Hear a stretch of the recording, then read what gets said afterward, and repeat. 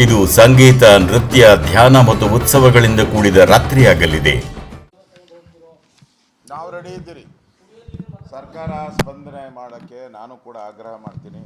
ಕಾಂಗ್ರೆಸ್ ಸರ್ಕಾರಕ್ಕೆ ಅವರೇನಾನ ನಿಯೋಗ ಹೋಗ್ತೀನಿ ಅಂದರೆ ನಾವು ಕೂಡ ಅವ್ರ ಜೊತೆ ಬರೋಕ್ಕೆ ರೆಡಿ ಇದ್ದೀರಿ. ರಾಜ್ಯದ ಹಿತದ ಪ್ರಶ್ನೆ, ಇದರಲ್ಲಿ ಯಾವುದೇ ರೀತಿ ಮುಜುಗರನೂ ಇಲ್ಲ.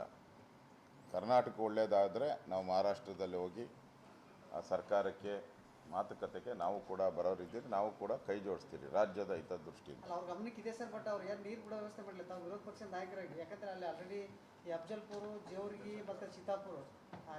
ನಾನು ಹೇಳಿದ್ನಲ್ಲ, ನಾನು ಕೂಡ ಸರ್ಕಾರದ ಜೊತೆ ಮಾತಾಡ್ತೀನಿ, ಅಧಿಕಾರಿ ಜೊತೆ ಮಾತಾಡ್ತೀನಿ. ಸರ್ಕಾರ ಜೊತೆ ಮಾತಾಡುವಂಥ ಒಂದು ಪ್ರಕ್ರಿಯೆ ಮಾಡಿದ್ರೆ ನಾವು ಕೂಡ ಅವ್ರದ್ರಲ್ಲಿ ಭಾಗಿಯಾಗಿ ನಾವು ಕೂಡ ಒತ್ತಡ ಮಹಾರಾಷ್ಟ್ರ ಸರ್ಕಾರದ ಮೇಲೆ ಒತ್ತಡ ಇರ್ತೀವಿ.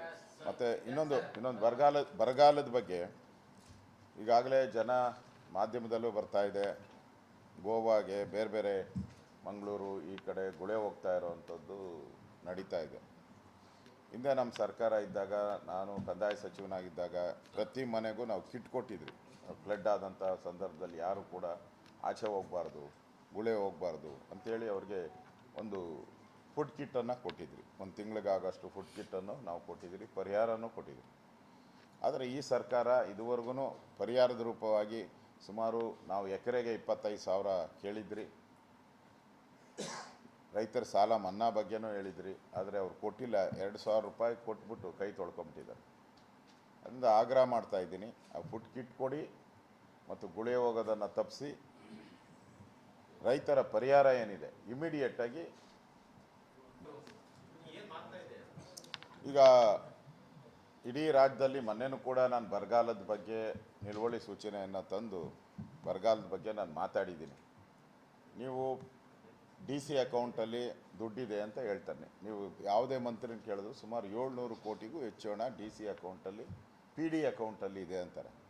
PD ಅಕೌಂಟಲ್ಲಿರೋ ಅಂಥ ಅಮೌಂಟಲ್ಲಿ ಹೊಸದಾಗಿ ಬೋರ್ವೆಲ್ ಹಾಕೋಕ್ಕೆ ಬರಲ್ಲ.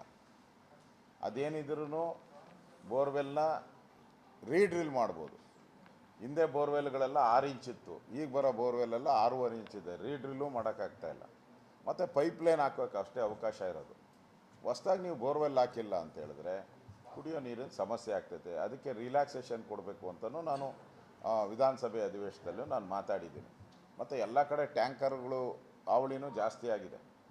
ನಾನು ಹೇಳಿದೆ, ಎಲ್ಲ ಕಡೆಯೂ ಕೂಡ ಪ್ರೈವೇಟ್ ಬೋರ್ವೆಲ್ಲನ್ನು ಸರ್ಕಾರದ ಸುಪರ್ದಿಗೆ ತಗೊಂಡು ಸರ್ಕಾರನೇ ಎಲ್ಲ ಕಡೆ ಡಿಸ್ಟ್ರಿಬ್ಯೂಟ್ ಮಾಡುವಂಥ ವ್ಯವಸ್ಥೆಯನ್ನು ಮಾಡಬೇಕು ಅಂತ ಸಲಹೆ ಕೊಟ್ಟಿದ್ದೀನಿ. ನಾವು ಹಿಂದೆ ಕೂಡ ನಾವು ಅದನ್ನು ಮಾಡಿದ್ದೀರಿ. ನಮ್ಮ ಇದಕ್ಕೆ ಅಂತಂದರೆ ನಾವಿದ್ದಾಗ ಯಾವಾಗ ಯಡಿಯೂರಪ್ಪನವರು ನಮ್ಮ ಸರ್ಕಾರ 5 ವರ್ಷ ಇತ್ತು, ಮೊನ್ನೆನೂ ಕೂಡ 4 ವರ್ಷ ನಮ್ಮ ಬರಗಾಲನೇ ಬರಲಿಲ್ಲ ನಮ್ಮದು. ಪೂರ್ತಿ ಎಲ್ಲ ಕಡೆ ಎಲ್ಲ ಡ್ಯಾಮ್ಗಳು ತುಂಬಿತ್ತು, ಯಥೇಚ್ಛ ನೀರಿತ್ತು. ಈ ಕಾಂಗ್ರೆಸ್ ಸಿದ್ದರಾಮಯ್ಯನವ್ರು ಕಳೆದ ಬಾರಿ ಬಂದಾಗೂ ಬರಗಾಲ, ಈಗ ಬಂದಾಗೂ ಬರಗಾಲ ಬಂದ್ಬಿಟ್ಟಿದೆ. ಅದಕ್ಕೆ ಅದರ ನಿರ್ವಹಣೆನ ಸರಿಯಾಗಿ ಮಾಡಬೇಕಾಯಿತು. ನಾನು ಫ್ಲಡ್ ಆದಾಗೂ ಕೂಡ ಇಮಿಡಿಯೇಟಾಗಿ ಒಂದೇ ತಿಂಗಳಲ್ಲಿ ಹಣ ಬಿಡುಗಡೆ ಮಾಡಿದ್ದೀನಿ ಎಲ್ಲ ರೈತರಿಗೆ. ಬೆಳೆ ಹಾನಿಯಾಗಿರುತ್ತದೆ, ನಾನೇ ಸಾಕ್ಷಿ ಇದ್ದೀನಿ, ಡೇಟ್ಸ್ ಇದೆ, ಸರ್ಕಾರದ ದಾಖಲೆಯಲ್ಲಿದೆ. ಎಲ್ಲ ಕಡೆನೂ ಒಂದೇ ತಿಂಗಳು 2 ತಿಂಗಳಲ್ಲಿ ಹಣ ಬಿಡುಗಡೆ ಮಾಡಿದ್ದೀನಿ.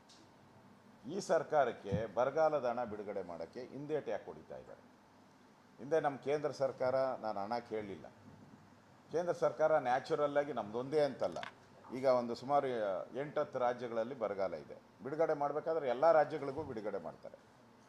ನಾನು ಬಿಡುಗಡೆ ಮಾಡೋ ಸಂದರ್ಭದಲ್ಲಿ ಕೇಂದ್ರ ಸರ್ಕಾರ ನಮ್ಗೆ ಬಿಡುಗಡೆ, ನಾನು ಡಿಸೆಂಬರಲ್ಲಿ ಬಿಡುಗಡೆ ಮಾಡಿದೆ, ನಮಗೆ ಬಂದಿದ್ದ ದುಡ್ಡು ಮಾರ್ಚಲ್ಲಿ ದುಡ್ಡು ಬಂತು. ನ್ಯಾಚುರಲಾಗಿ ಬಂದೇ ಬರುತ್ತೆ, ನಮ್ಮ ಅಕೌಂಟ್ಗೆ ಹೋಗ್ತೈತೆ. ಆದರೆ ಸರ್ಕಾರ ಒಂದು ಜವಾಬ್ದಾರಿಯುತ ಸರ್ಕಾರವಾಗಿ ಹಣ ಬಿಡುಗಡೆ ಮಾಡಬೇಕಾಯ್ತು. ಈ ಸರ್ಕಾರ ಮಾಡಿಲ್ಲ. ನಮ್ಮ ಸರ್ಕಾರ ಇದ್ದಾಗ ನಾನು ಬಿಡುಗಡೆ ಮಾಡಿದ್ದೀನಿ. ಅದನ್ನೇ ನಾನು ಒತ್ತಿ ಕಾಂಗ್ರೆಸ್ ಸರ್ಕಾರಕ್ಕೆ ಹೇಳ್ತಾ ಇದ್ದೀನಿ, ನಾವು ಹಣ ಬಿಡುಗಡೆ ಮಾಡಿದ್ದೀವಿ. ಸರ್ಕಾರ ಖಜಾನೆಯಲ್ಲಿ ದುಡ್ಡಿದೆ ಅಂತ ಇದಿಲ್ಲ ಅಂತ ಹೇಳ್ತೀರಲ್ಲ ನೀವು. ನಾನು ಹೇಳಿದೆ ಪಾಪರಾಗಿದೆ ಸರ್ಕಾರ ಅಂತ. ನಾವು ಪಾಪರಾಗಿಲ್ಲ ಅಂದರು. ಮತ್ತು ಬಿಡುಗಡೆ ಮಾಡಿ. ಕೇಂದ್ರ ಸರ್ಕಾರ ಯಾವತ್ತಿದ್ರೂ ಕೊಟ್ಟೇ ಕೊಡ್ತೈತೆ. NDRF ರೂಲ್ಸ್ ಪ್ರಕಾರ ಕೊಡೇಬೇಕು ಅವರು.